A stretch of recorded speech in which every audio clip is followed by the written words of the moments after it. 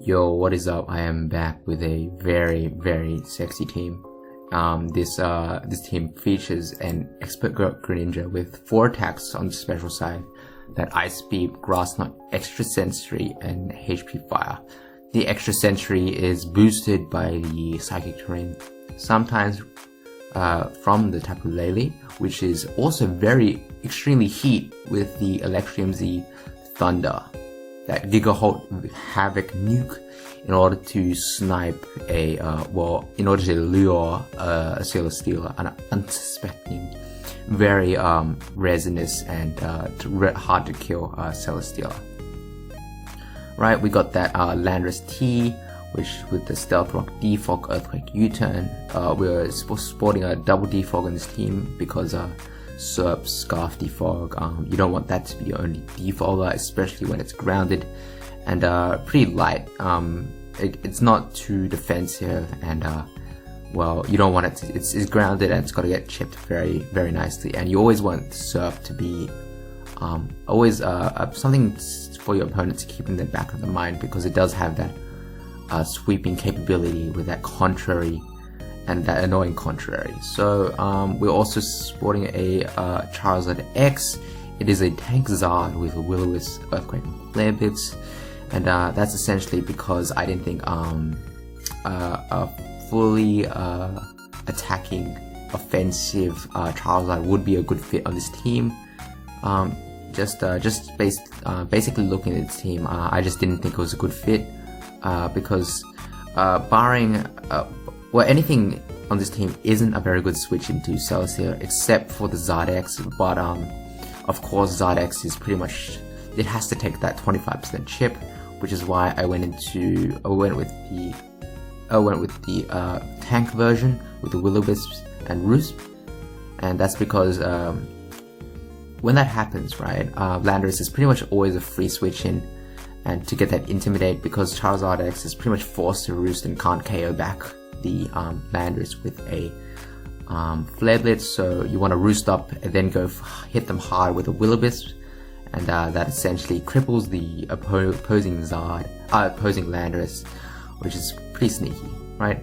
And also when you look at the team, right, the reason why Tapu Lele is Electrium, right, because nothing switches into a Leech Seed from Celesteela, because Charizard would be a primary switch in, but it does get chipped by rocks quite a bit. Okay, we also got the Magearna for that pretty much my Ash Gren check to stop the Gren from evolving or getting its Ash form, and the Superior, a very just a solid but bullshit pick. Just the Leaf Storm Glare just saves you games where you just glare and you just can't get like swept by a Victini or a Volk, because it's just been put in a wheelchair. So back to the battle, where we're facing with our very powerful team, a very bullshit Wax Store. So let's get into it, right? So first off, turn 1, I expect the Sableye lead, because they always, and you should always lead with the Sableye no matter what, right? Even whatever store you're doing, you should pretty much always lead with Sableye to get that Mega off instantly.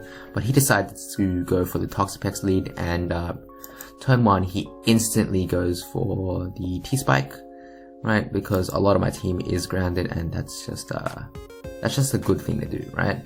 However, I kind of disagree with this play, because well, anyways, I can just turn 1. I know I can get Scald Burdened, which is 30% chance, but I'm willing to take that risk because the Mandibuzz pretty much walls my entire team, walls my Landorus for life, right? So all I want my Landorus to do is to get up rocks, right? Because I'm fearing the Sableye lead. If he does lead, I have to switch out, but if he doesn't lead Sableye, the reason I did send out Landorus first is basically I want to get up rocks as fast as possible, and that kind of works out because he goes Pex, I go for the Earthquake, and Sableye obviously unmegaed cannot switch in too well to a Earthquake, right?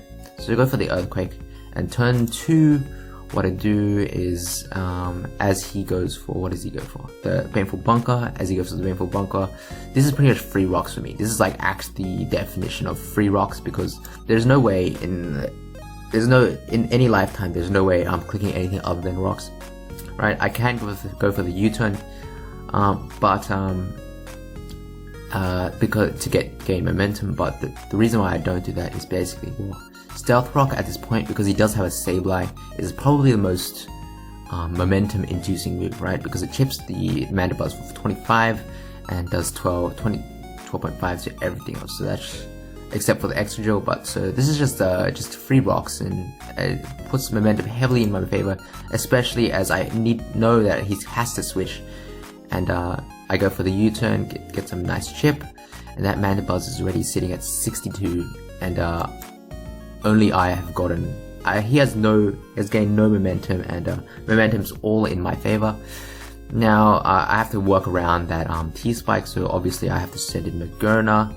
I don't want to get any of my mons poisoned at this point, right? So magearna comes in, it's pretty nice, and what I can do here is go for the Ice Beam or the Flare Cannon, right? The Flare Cannon will probably knock him out in one attack, one hit, and well, it might live with like 20%, but obviously you don't want to take out all that chip, right? And or I could go for the Ice Beam. Ice Beam is pretty much whatever play, so I don't expect him to go Landorus. He could go Drill, but at this point, I think it's too early to go Drill. You don't want your Spitter taking too much chip, even if it is Spadef and leftovers.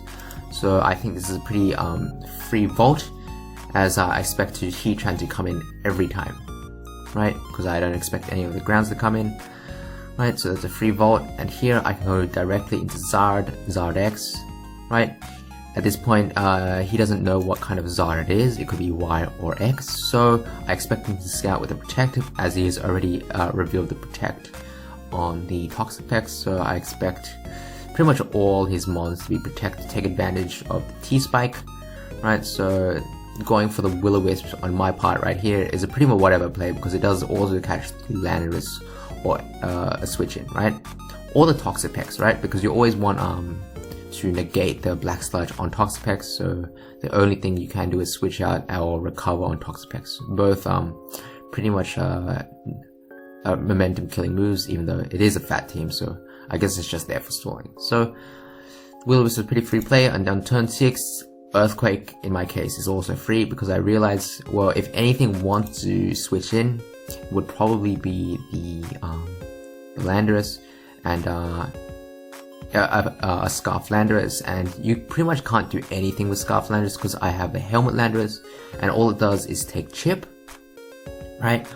And if he goes for the U-turn to gain momentum, well, I do have a Landorus on my side with Rocky Helmet, and because that Heatran is on the opposing team has already been, it is like more, I think this is more Spadef set. You can't gain too much out of U-turning into the Heatran, although the T-Spike would hurt my Charizard X switch in, so that's something you definitely could do, but free chip on Landorus, a Scarf Landorus is a pretty whatever play if he wants to go for the Landorus, so that's why I went straight for the Earthquake. I wasn't fearing anything else, right? Here, now he goes into Landorus. Now I'm just going to get the free chip, and it's even better in this case because the Heatran, the only thing that could pose the immediate threat, it has been eliminated, so I get those series of turns correct. I get the Rocky Helmet chip, that nice chip, and turn 8 I have to go straight into magearna, and because I don't want to get any of my grounded Pokemon poisoned, right? So I go magearna because I know that Stall, Sableye with Prankster, before they Mega Evolve, would like to go for the Will-O-Wisp, hard Will-O-Wisp on the U-turn from Landorus in order to just cripple it for life, and yeah, that's why I go Landorus. Here, magearna, I go for the Volt Switch. The reason why I go for the Volt Switch is pretty much I'm conditioning him, even though I can go for the cannon on the Protect. I know because I go for the Volt Switch because I want to force him to go into one of his ground types, right? I want to bait him into going into one of his ground types. And now on turn 10, because no magearna in their right minds do not carry Fleur unless it's offensive, and this kind of magearna is very clearly defensive with the Volt Switch. That's why I'm definitely carrying the Fleur Cannon. So on turn 10, what do I go for? I predict the Excadrill, I think, and I go hard for the HP Fire, because I am not actually carrying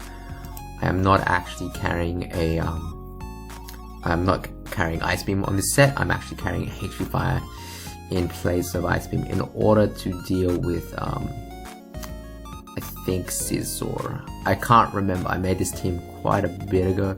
It's either Scizor or Ferrothorn, because I think it should be Scizor on this team. I'm actually I actually just can't remember why I put HP Fire on this, right? But it works out. In this case, I get a nice 45% juicy kind of damage, and yeah, on turn 11, I know exactly what it's going for. I could risk to stay in, but I know Landorus is just a pretty free and always a good switch into Excadrill overall. So right now I'm not reading him, like, I'm also being like very safe while also reading exactly what he's doing. So this is pretty nice. I get a nice helmet chip, and on turn 12, the reason why I double Landorus, when switching Landorus, is in order to get rid of the defog, get rid of the T-Spike with defog, because I'm rocking double defog on this team, and that's a free U-turn into my Tapu Lele. Right, nice.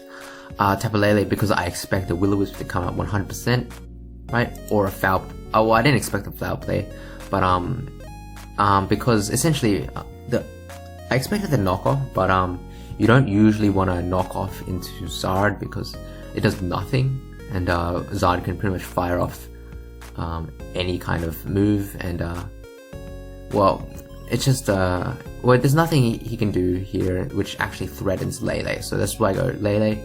And now I know turn 14 he's going for the Protect, so I go straight for the Calm Mind. I predict him because on this team the Lele very heavily looks like it should be Specs or Scarf, and it looks like it would be something like weird, like a Z-Dig Greninja or something like offensive, as it is carrying Protein. It is Protein, and it can switch up moves. So, but he doesn't know that at this point. But a Spec, you never actually like usually see a kind of. You always have to scout if you're using Saw for a Specs or Scarf Lele. You just have to do that, right? So turn 15, this is the freest Moonblast of my life, right? And so he switches to Landorus, sacks it, right? No choice there. And turn 16, right? Because he switched into the Excadrill, I'm just thinking, maybe it is Spadef. Like my Psych Shock or my Psychic probably can knock him out. He doesn't know that I'm not Focus Blast or Fightinium, right? So I go hard into Landorus on the expected Iron Head, right? And he goes for it in order to knock out my Lele, and that is a pretty big destruction, right? So the Excadrill has pretty much gotten super low. I have no hazards on my side, and his only hazard setter left is pretty much Toxapex, which can't switch in at this moment because I always get a free U-turn into whatever I want. And at this point, Lele pretty much cleans up his whole team, because I expect a Electrum Z can knock out pretty much all the rest of his team, especially with a Carmine boosting if I so wanted. And pretty much Lele pretty much sweeps the whole team. Didn't have to bring in the Gren once, or the Serp, which is very nice. The Serp at this point, Leaf Storm just probably sweeps the team. So that's also very nice. So this is pretty big destruction in order to get me to 1800, which is I guess still pretty low on the ladder.